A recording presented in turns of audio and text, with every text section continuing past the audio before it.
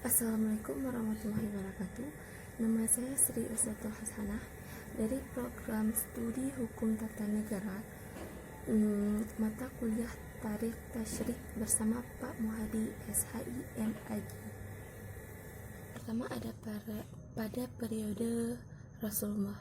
Tasyrik pada masa Nabi disebut masa pembentukan hukum, al-insya wa al-takwin, karena pada masa beliau inilah mulai tumbuh dan terbentuknya hukum Islam. Tepatnya pada saat Nabi hijrah ke Madinah dan menetap selama 10 tahun di sana. Sumber asasinya adalah wahyu, baik Al-Quran maupun As-Sunnah yang terbimbing wahyu. Sumber atau kekuasaan tasyrik pada periode ini dipegang sendiri oleh Rasulullah dan tidak boleh seorang pun tidak seorang pun boleh menentukan hukum baik untuk dirinya maupun untuk orang lain.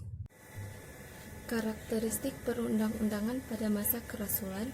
Yang pertama, sumber perundang-undangan pada masa ini hanya berasal dari wahyu dengan dua bagian, baik yang terbaca Al-Quran maupun yang tidak terbaca As-Sunnah.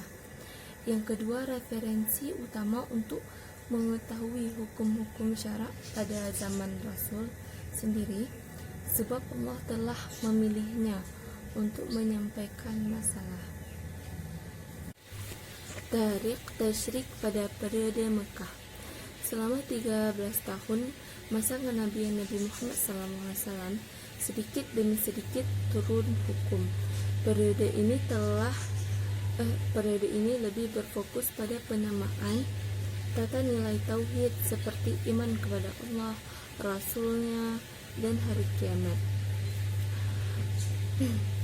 dan perintah untuk berakhlak mulia seperti keadilan, kebersamaan, menepati janji, dan lain-lain, serta menjauhi larangannya seperti pembunuhan dan lain sebagainya.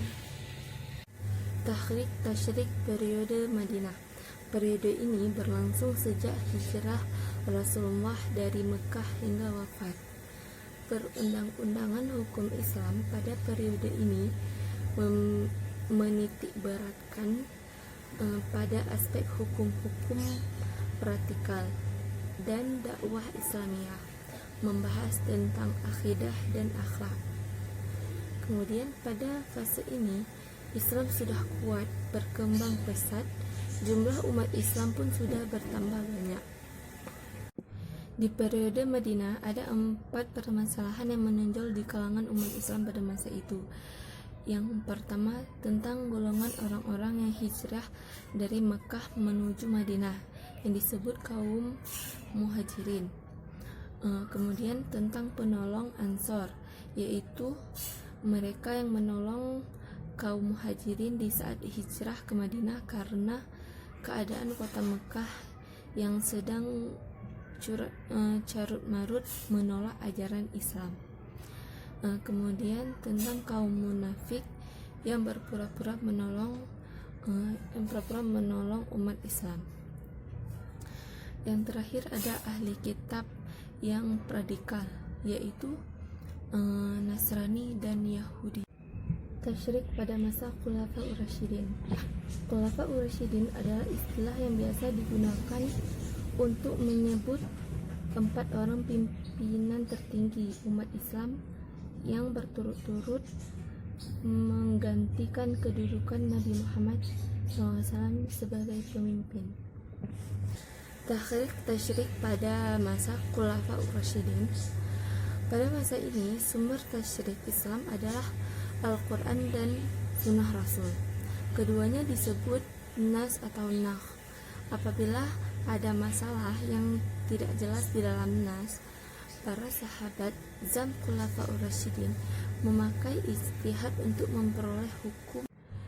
Demikian yang dapat saya sampaikan, lebih dan kurang saya mohon maaf. Assalamualaikum warahmatullahi wabarakatuh.